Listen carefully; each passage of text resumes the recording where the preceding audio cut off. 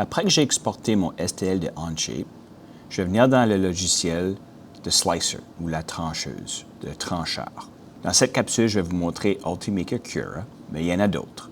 La première chose que je vais faire, c'est aller à Fichier, Open File, puis vous avez remarqué, je suis dans mon dossier de STL.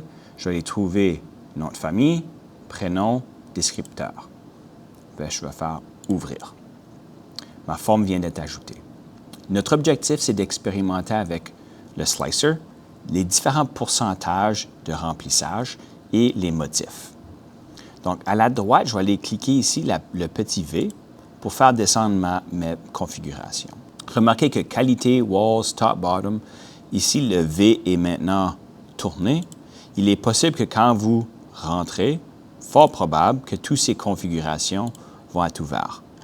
Donc, ça fait une longue liste à chercher pour le infill. Simplement cliquez sur le V pour fermer les menus jusqu'à ce que vous trouvez infill. Je vais commencer avec un pourcentage de 10. Et puis ici, pour le pattern ou le motif, on va en essayer des différents. Fait, je vous suggère de commencer avec triangle. Une fois que c'est fait, je peux cliquer sur le V et faire Slice. Ça me donne un aperçu du temps que ça va prendre et ça me donne l'option aussi de sauver au disque. Je vais revenir sur ce point. Ce qu'on veut, c'est faire Preview. Ici, vous allez voir, j'ai une barre à la droite. J'en ai une dans le bas. Celle-là à la droite me permet de voir l'évolution ou le mouvement, la progression de l'impression. Et vous pouvez voir le motif, ce sont des triangles. Lorsque nous allons imprimer, nous voulons que l'impression arrête avant de compléter notre hexagone au complet. Donc, je veux que ça termine à environ 5 ou 10 mm avant la fin. Ceci va nous permettre de voir le motif. Pour accomplir ceci, nous allons aller à Extension, Post-Processing, puis Modify G-Code. Ici, je vais faire un Add Script, puis dans ma liste ici, je vais aller chercher Pause at Height. Fait, ce que je suis en train de dire, c'est à l'imprimante, je veux que tu arrêtes à une certaine hauteur. Dans notre cas, Pause at, au lieu de Layer Number, on va faire hauteur ou height, puis je suggère qu'on fasse 5, peut-être 10 mm.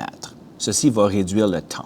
Remarquez que lorsque j'ai ajouté un Post-Processing Script, qu'il y a un petit icône et un numéro 1 rouge qui est apparu ici.